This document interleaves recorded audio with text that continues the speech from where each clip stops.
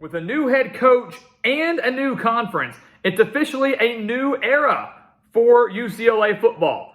But will the Bruins be legitimate contenders in their first year in the Big Ten? That's what we're here to talk about today. So welcome back to the Gridiron Expert, guys. Ready to break down UCLA's schedule for this upcoming season. Their first year in the Big Ten, first year under Deshaun Foster. As always, please continue to like, comment, subscribe, share our videos, and check out everything down in the description below, including our website, thegridironexpert.com. We've got tons of exclusive content over there, guys, to help you get through this offseason. We want you to take advantage of it. We want you to become a part of it. We want you to be a part of our GE Nation, because here at our channel, college football never dies. We are producing content year-round, guys, talking about the game we love, and the season will be here before we know it. So make sure to subscribe, hit that notification bell, and become a member of our GE Nation to be with us all the way through. So UCLA, guys, I mean, we know about the shift. All these Pac-12 teams, mass exodus over to the Big Ten, UCLA and USC, Oregon and Washington all joining this mega conference now. Which originally was going to be like more in the Midwest and now stretches from coast to coast. UCLA, it was funny because they were going to get rid of Chip Kelly, and they're like, no, we're not going to get rid of Chip Kelly. And then Chip Kelly was like, well, now I'm going to go anyways. It was a whole deal out in Los Angeles. But now they've got a new head coach. They got Deshaun Foster, and he is really tasked with a very, very tough situation. The Bruins are coming off a somewhat disappointing 8-5 season in 2023. They were 6-2 at one point, but went 1-3 down the stretch before winning their bowl game over Boise State. It was a year where they kind of expected more. They expected more than a 7-5 regular season. They expected 8, 9, even 10 regular season wins and failed to live up to those expectations. Now they're entering to me, much more difficult conference with questions on both sides of the ball and new schemes with a brand new head coach. This is not the best setup for the Bruins, but I think this is also what UCLA wanted. They were like, look, this is a fresh start. We are in rebuild mode in a way, and we're not expecting to be contending with the Ohio States and the Oregon, the Michigans, the Penn States immediately in the Big Ten. But we've got a new coach, we got a new conference. This is a fresh start for us. Let's just take it from the bottom and see where we can go. Take a look at what UCLA is up against in their first year in the Big Ten. Really, I think a winning record, 6-6 with a bowl win, 7-5. Just getting to the postseason would be really massive for the Bruins, and I think they can do it. But it's really going to come down to how they navigate the first part of their schedule. How do they navigate everything before that second bye week? Hawaii, Indiana, LSU, Oregon, Penn State, Minnesota, Rutgers, right? Those 7 games. It's going to be really telling. I would venture to say, and again, we're not predicting games here right now, but I would venture to say UCLA is probably going to be favored in 4 of those games. I can imagine UCLA being favored over Hawaii, Indiana, Minnesota, and maybe Rutgers. And if they're not favored against Rutgers, it would be a very, very low spread, would be my guess. It's a really long road trip, though, literally coast to coast. So I'm not predicting they win all 4 of those games, but say they do. Say they do. Being 4-3 entering that second bye week would be massive. Because here's the thing. That stretch from September 21st to October 5th, that 3-game stretch of at LSU, Oregon, and at Penn State is absolutely ridiculous. That is one of the toughest 3-game stretches in the entire country. There's a possibility that UCLA is going to play those 3 teams, and all 3 of those teams will be ranked inside the top 10. I wouldn't be surprised to see that.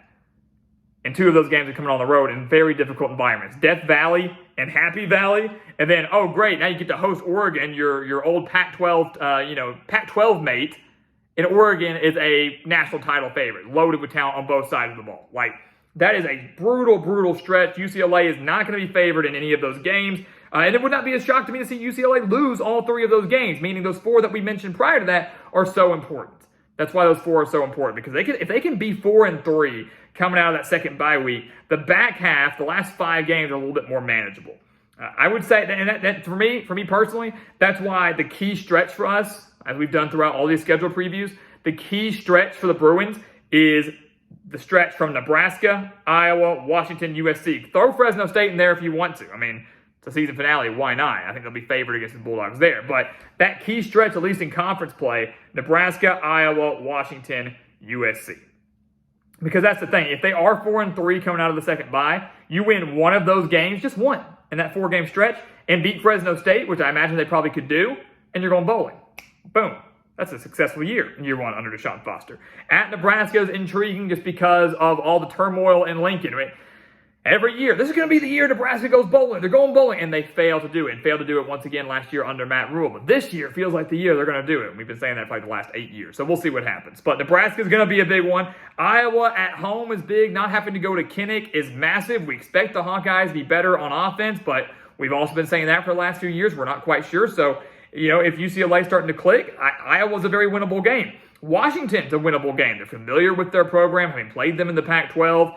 This is a Washington team with a new coach, with practically an entirely new roster after losing everybody either to the draft or the transfer portal. This Washington team is going to be nothing like the one we saw make the national championship game last year. So Washington's a very winnable game. And then USC at home. The Bruins beat the Trojans 38-20 last year. The battle for LA. What to expect from USC this year, right? I mean, Caleb Williams is gone. They lose a lot of talent. They got a great coach in Lincoln Riley, but this is a team that I think entering this year does not have playoff aspirations. Last year, USC was a playoff team. At least that's what we thought in the preseason. This year, there aren't expectations there anymore. And UCLA knows they can beat USC, and that's a winnable game. So that's like all 4 of those games are very winnable. We're saying they just have to win 1. That's all I'm saying. I think they just have to win 1.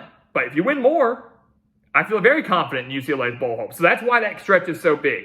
November 2nd through November 23rd, or if you just want to cluster it and say the entire month of November, that to me is going to define UCLA season. That's going to determine whether they're home for the holidays or they're playing in a bowl game in Deshaun Foster's first year. All that, assuming, of course, they take care of business in the games that they are expected to win early in the year. The Hawaii, Indiana, Minnesota, Rutgers. Those are not easy games by any means, but games we expect UCLA to be favored in. If they take care of business there, the month of November will determine the entire season's fate. This is not a team that I expect to contend for a Big Ten title, not with the likes of Ohio State, Oregon, Michigan, Penn State, all those guys in there. I don't expect UCLA to be contending for a title. Don't expect it.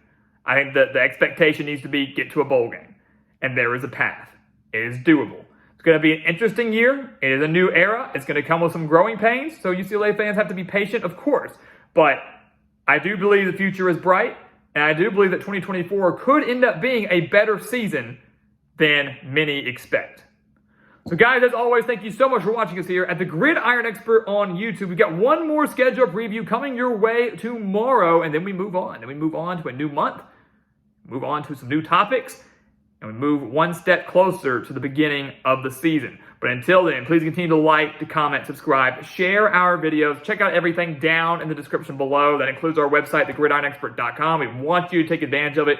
We want you to be a member of our GE Nation. So go take a look at all of it.